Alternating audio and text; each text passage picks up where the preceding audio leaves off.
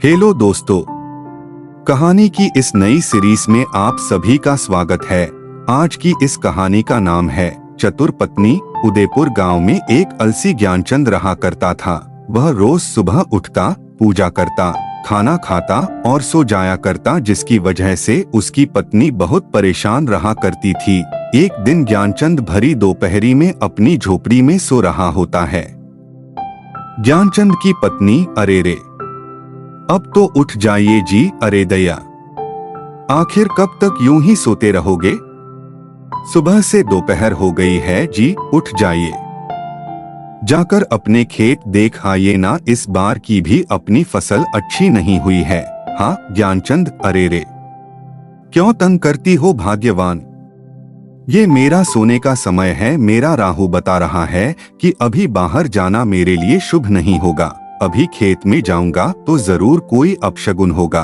हाँ तुम एक काम करो भाग्यवान, मेरे लिए भोजन ले आओ, मुझे बहुत भूख लगी है। जाओ लेकर आओ भोजन। ज्ञानचंद की पत्नी, हे भगवान, कैसा आलसी पति दिया है मुझे, जिसे बस सोना और खाना ही आता है।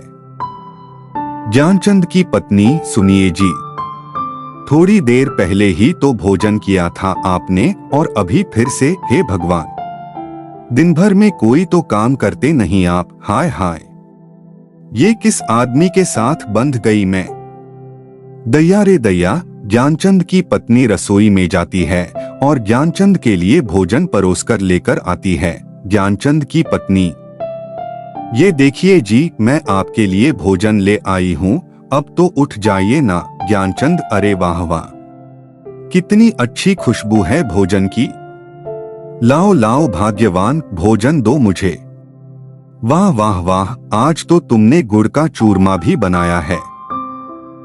अरे वाह भाग्यवान, मजा आ गया, बहुत ही स्वादिष्ट भोजन बनाती हो तुम तो। हाँ, अरे वाह वाह, तुम्हारा तो कोई जवाब ही नहीं है भाग्यवान, बहुत ही मजेदार। हाँ ज्ञानचंद की पत्नी, वो सब तो ठीक है जी, लेकिन अभी आप बाजार से थोड़ा अनाज ले आइए, घर में अनाज खत्म होने को है, ऐसे में मैं क्या भोजन बनाऊंगी?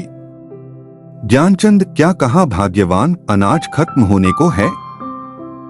अच्छा अच्छा, ले आऊंगा कल सुबह जाकर, अभी बाहर जाना अपशकुन होगा। अभी तो तुम्हारे हाथ का स्वादिष्ट भोजन खाकर मुझे बहुत थकान हो गई है। अभी मैं भाग्यवान ऐसा करता हूँ कि सो जाता हूँ। अच्छा, मैं सोता हूँ। ज्ञानचंद की पत्नी, हे भगवान, आपको तो दिन भर सोने के अलावा कुछ नहीं सूझता, जब देखो तब आलस। मैं बहुत तंग आ गई हूँ आपसे, अगर ऐसे ही चलता रहा तो मैं अपने मायके चली जाऊंगी। हाँ बताए देती हूँ आपको। ज्ञानचंद, अच्छा अच्छा ठीक है भाग्यवान, बाद में सोचूंगा इस विषय के बारे में, अभी मुझे नींद आ रही है। हाँ तुम मुझे सोने दो। हाँ। इसके बाद ज्ञानचंद खर्राटे लेता हुआ सो जाता है। अगली सुबह एक साधु महाराज ज्ञानचंद के घर भिक्षा मांगने आते हैं। साधु, अरे कोई है? साधु को भिक्षा दे दो, भिक्षा दे ही। ज्ञानचंद की पत्नी, अरे साधु महाराज, क्या चाहिए आपको? बताइए मुझे, मैं अभी लाकर देती हूँ। हाँ साधु बेटी, मैं काशी यात्रा से लौटा हूँ, मुझे बहुत भूख लगी है, अगर खाने को थोड़ा भोजन मिल जाता तो थोड़ी शांति मिलती। बेटी, ज्ञानचंद की पत्नी, अरे हाँ, क्यों नहीं साधु महाराज, आइए आइए, हमारी झोपड़ी में आइए, मैं अभी आपके लिए भोजन लेकर आती हूँ। हाँ। ज्ञानचंद सोता हुआ, अरे क्या हुआ भाग्यवान, क्यों चिल्ला रही हो? अरे मुझे मेरी नींद से जगा दिया तुमने, आखिर किससे बात कर रही हो? ज्ञानचंद की पत्नी, अरे दया रे दया, उठ गए आप, ये तो चमत्कार ही हो गया। देखिए जी, काशी से साधु महाराज आए हैं हमारे द्वार पर। ज्ञानचंद साधु महाराज को देखकर थोड़ा खुश हो जाता है।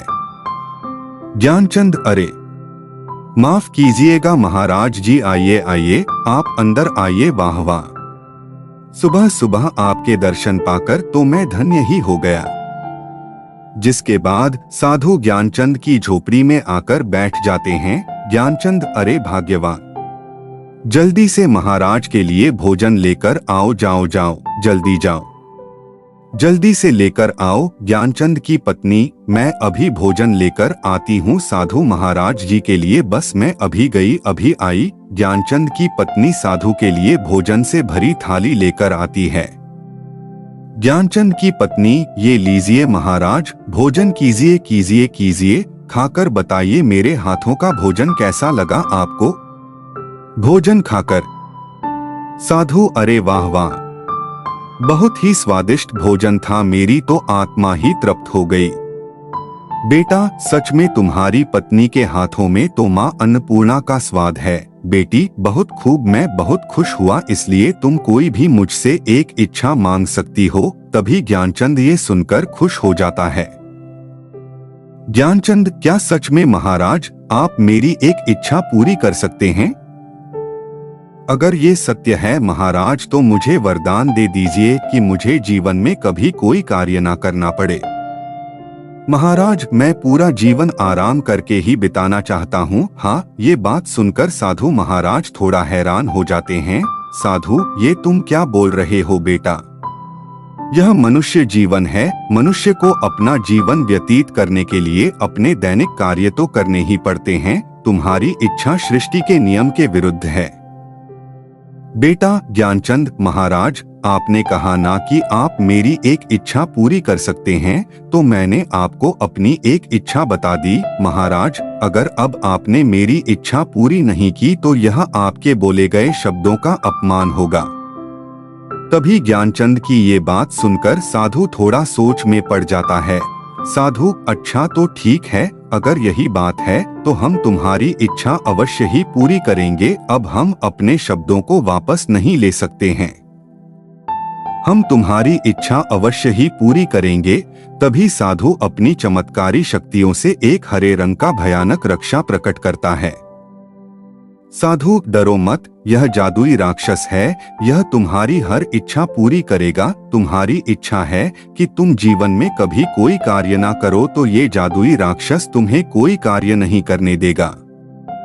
तुम्हें जो भी कार्य करवाना होगा ये जादुई राक्षस कर देगा। लेकिन याद रखना, इस जादुई राक्षस को तुम्हें हमेशा किसी ना किसी कार्य में ही व्यस्त रखना होगा, क्योंकि जिस दिन इस राक्षस के पास करने को कोई कार्य नहीं होगा, ये तुम्हें ही खा जाएगा। इतना कहकर साधु वहां से चले जाता है।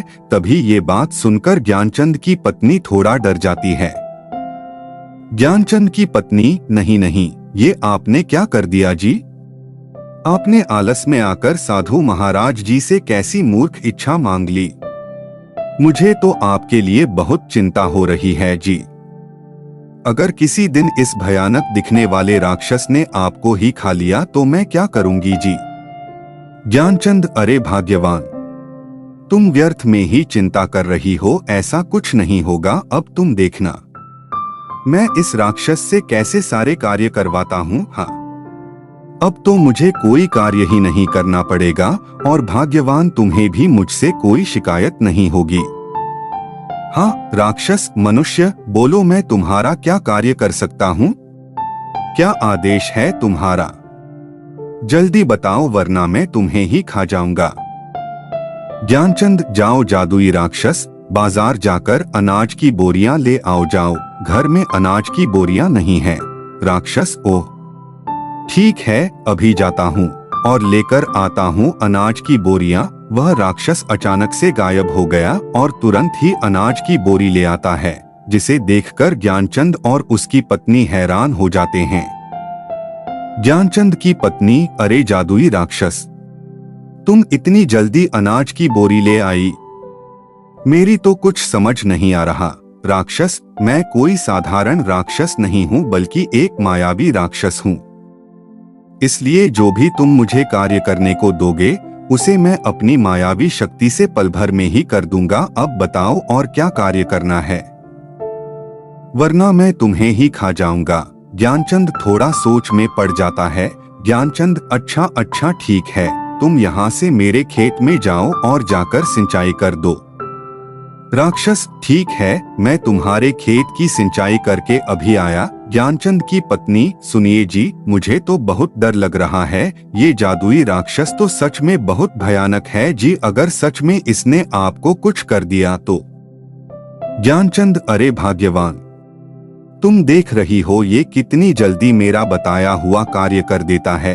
देख, अगर यह मेरे साथ रहा तो मैं सदैव आराम से जीवन व्यतीत करूंगा। हाँ, तुम चिंता मत करो, ये मुझे कुछ भी नहीं करेगा। मैं हमेशा ही इसे कोई ना कोई कार्य देता ही रहूंगा। हाँ, तभी वो राक्षस फिर से आ जाता है।